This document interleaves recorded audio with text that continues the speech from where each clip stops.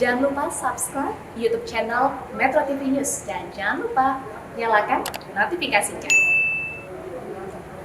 Dalam kondisi cuaca panas, masyarakat diimbau waspada terserang heat stroke. Heat stroke ini biasanya terjadi ketika seseorang menerima paparan suhu panas dan lembab dari lingkungan di luar batas toleransi tubuhnya. Lalu apa yang bisa kita lakukan dan hindari untuk menghindari heat stroke? Selengkapnya kita akan bahas bersama Dokter Umum Dr. Indah Permata, dan kami juga mengundang Anda untuk berpartisipasi bertanya langsung kepada dokter seputar antisipasi heat stroke di nomor telepon 021 583 99 100. Sekali lagi di 021 583 99 100. Sebelum berbicara lebih jauh, bisa dijelaskan apa sih yang disebut kondisi heat stroke ini kepada dokter? Silakan. Dokter Indah Permata, apa kabar? Sehat selalu? Halo, selamat siang Mbak. Semoga sehat semuanya ya. Amin. Ini nih lagi trending banget soal heat stroke. Dijelaskan secara sederhana saja Dokter Indah, silakan. Untuk heat stroke sendiri adalah kondisi kegawat daruratan. Biasanya secara klinis kondisi tubuhnya itu suhunya bisa mencapai lebih dari 40 derajat Celcius. Dan biasanya terdapat defisit neurologi. Defisit neurologi secara bahasa sederhana adalah? Bisa sampai terjadi kejang, bahkan bisa sampai koma. Kejang bahkan bisa sampai koma. Baik, kita harus bedakan dulu ini ketika heat stroke atau serangan panas yang terjadi pada tubuh manusia ketika mengalami demam ataupun baru saja terpapar dari cuaca panas. Boleh dijelaskan, Dok? Kalau demam itu kan penyebabnya lebih ke dari dalam tubuh ya, ada proses infeksi bakteri, virus. Tetapi kalau heat stroke dia penyebabnya itu dari eksternal atau dari luar tubuh manusia itu sendiri. Baik, jadi memang ketika terpapar cuaca ekstrim yang sedang melanda Indonesia dalam 2 minggu terakhir begitu, itu sangat bisa ya possibility-nya untuk terkena heat stroke. Yang paling gampang dikenali selain memang merasa panas begitu, apakah ada ruam atau misalnya dehidrasi, berkeringat berlebih atau seperti apa, Dok? Justru kalau heat stroke dia malah nggak mengeluarkan keringat, yaitu biasanya pusing.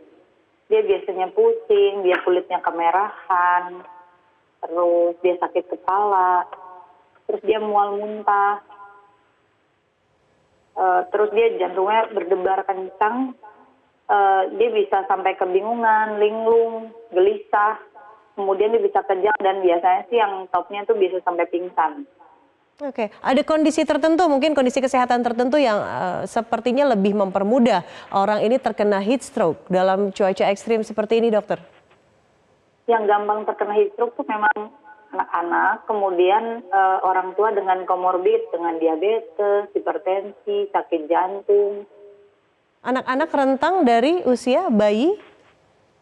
Dari balita itu gampang, karena dia paling gampang loss untuk cairannya.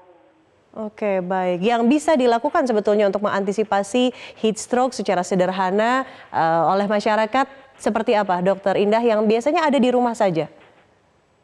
Oke, yang paling mudah adalah sebenarnya untuk mengatasi atau menghindari heat stroke itu yang pasti mencukupi asupan cairan. Itu harus ya, sedikit-sedikit kita harus banyak minum. Kemudian yang pasti kita menghindari paparan sinar matahari. Seandainya harus beraktivitas pun kita pilih waktu yang sekiranya mataharinya tidak terlampau terik, misalnya pagi hari atau sore hari. Terus jangan lupa oleskan tabir surya dan diusapkan ulang lagi itu kurang lebih 2 jam. Terus menggunakan pakaian yang longgar dan berwarna cerah dan juga menggunakan topi yang kepalanya itu yang lebar, yang berlidah lebar, jadi bisa menutupi cukup banyak dan tidak terpapar panas berlebihan. Oke. Sementara itu banyak juga informasi yang beredar dan menjadi simpang siur sebetulnya terkait level aman di mana kita bisa terpapar matahari. Ada yang mengatakan dari pukul jam 8 pagi hingga pukul 10 saja mataharinya lebih friendly begitu, Dokter Indah. Ada yang justru mengatakan vitamin D yang terbaik itu justru matahari di atas pukul 10. Seperti apa nih konfirmasinya, Dokter Indah?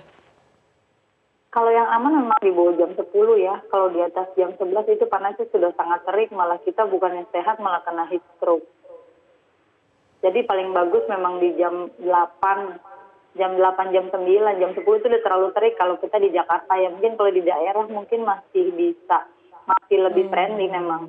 Tapi kalau daerahnya seperti Jakarta dengan polusi sebaiknya dihindari di atas jam 10. Oke, jadi rentang paling aman itu antara pukul tadi ya 7 pagi ketika matahari mulai muncul hingga kurang lebih pukul 10 jika ada di kota-kota besar dan juga berpotensi berpolusi seperti DKI Jakarta. Dokter Indah, lalu untuk anak-anak yang harus sangat diwaspadai selain tadi tabir surya, kita juga mengetahui PTM juga sudah mulai kembali dilakukan.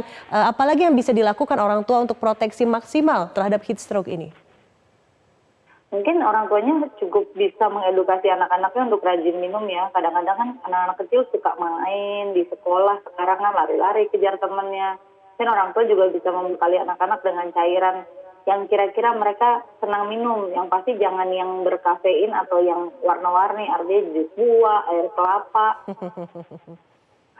Jadi potensi untuk kena heat stroke-nya lebih bisa diminimalisir. Ya, jadi intinya sebetulnya perbanyak cairan dalam hal ini air putih begitu yang paling sehat. Untuk anak-anak, kalau untuk dewasa kan disarankan katakanlah 3 liter sehari begitu yang paling sehat. Untuk anak-anak ada batasankah, Dokter Indah? Untuk anak-anak yang paling tidak 2-3 gelas sehari. Boleh diulang, Dokter Indah? 2-3 gelas sehari. 2-3 gelas sehari, itu untuk rentang usia? Masih sampai 6 tahun. Dari mulai? Dari mulai umur 2 tahun. Dari mulai 2 tahun begitu ya, 2-3 gelas sehari.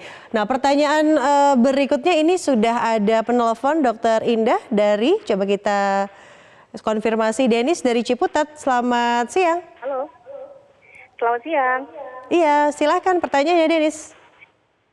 Baik, dokter, yang ingin saya tanyakan, kalau cuaca panas kan kita pengennya minum air dingin terus tuh, entah air putih dingin atau yang berasap gitu. Nah, apakah ini dibolehkan atau kalau kita kebanyakan air dingin itu efeknya akan seperti apa sih, Dok, di cuaca yang seperti ini? Gitu sih pertanyaan saya. Oke, maksudnya air es begitu ya, Denis ya? Ya, air es, ya. Oke, jadi lagi panas-panas emang enaknya minum air es ya, Denis. Dan itu apakah malah akan memperparah heat stroke atau aman-aman saja? Dokter silakan. Baik, saya coba jawab. Terima kasih ya, pertanyaan bagus sekali nih. Saya juga suka banget ini minum es di kala panas siang hari.